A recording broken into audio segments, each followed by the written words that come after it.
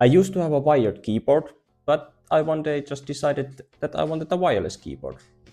So I started to look into some wireless keyboards. I checked online, read some reviews, watched some videos, but none of the keyboards really hit me off.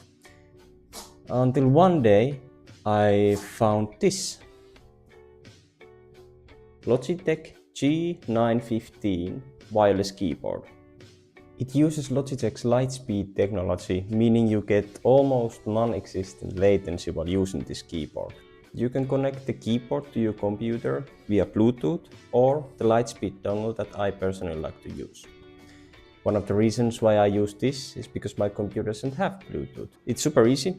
You just put this inside your computer's USB port, and then on this keyboard you just press here. I do recommend that you use this wire that came with the keyboard. You just put the USB dongle inside here,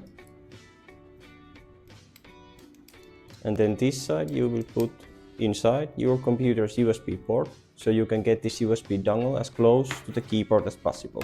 Another way to connect this keyboard to your computer is via Bluetooth, and that one is also quite easy.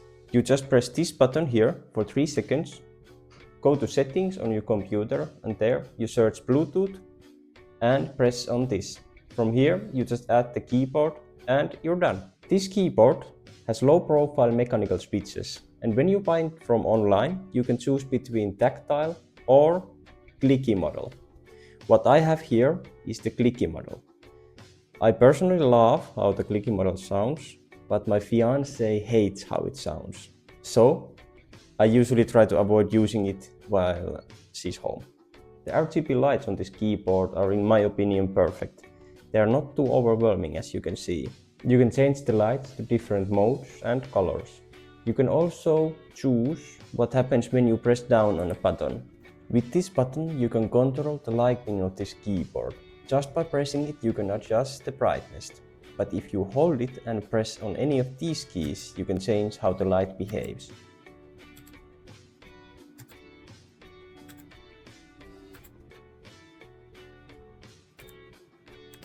This button is the game mode button. With this you can disable the Windows and menu keys so you don't accidentally press on them and activate them during your gameplay. And over here we have the battery indicator. When you're charging the keyboard, this light is pulsing green, and when you turn on the keyboard, if the charge level is above 15%, it momentarily shows green, but when the keyboard needs charging, it's showing as red. You can also see the charge level on the Logitech Hub. I do personally recommend that you use the Logitech Hub, at least for me it has been great. You sadly have to use a micro USB cable to charge, but for me I don't mind it that much. The charging port is located here. For me, I usually get about 30 hours of use time before I need to charge the keyboard. You can see up here these keys that have M1 to M3 and the MR button. These are mode switches. With these you can record different functions on your G keys over here. You have 5 different G keys, so that means you can get 5 different functions per M key. As an example, you could have different functions recorded for different games on these M switches. For M1, you could have something for Fortnite. For M2, you could have something for PUBG. It's up to you how you use these. You record these macros by first pressing on M1 and then pressing the MR key. After that, you choose what G key you want to use for the macro and press that G key. Then you will just type out the macro you want this key to do. After you're done with typing out the macro, you press the MR key. With these, you can have 15 different macros to use with just the press of a button. Over here, we have the media controls. With this roller, you can control the volume of the active audio on your computer. And these others are just the standard buttons for controlling your music. Skip back, you can go back to the beginning of your song or the previous song. Play and pause. Skip forward. With this you can skip to the next song. And lastly, the mute button that just stops the audio output. You will soon get to hear how this keyboard sounds.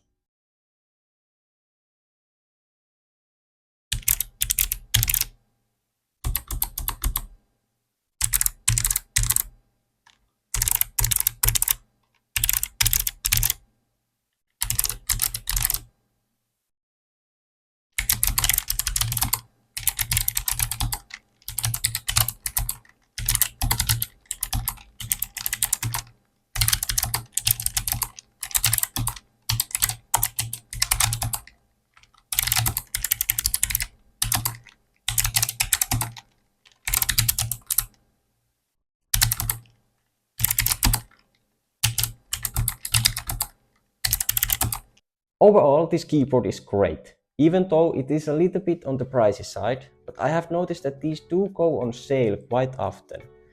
So if the normal price would normally be 269 euros, if you could possibly get it at 189 euros, then go ahead and buy it.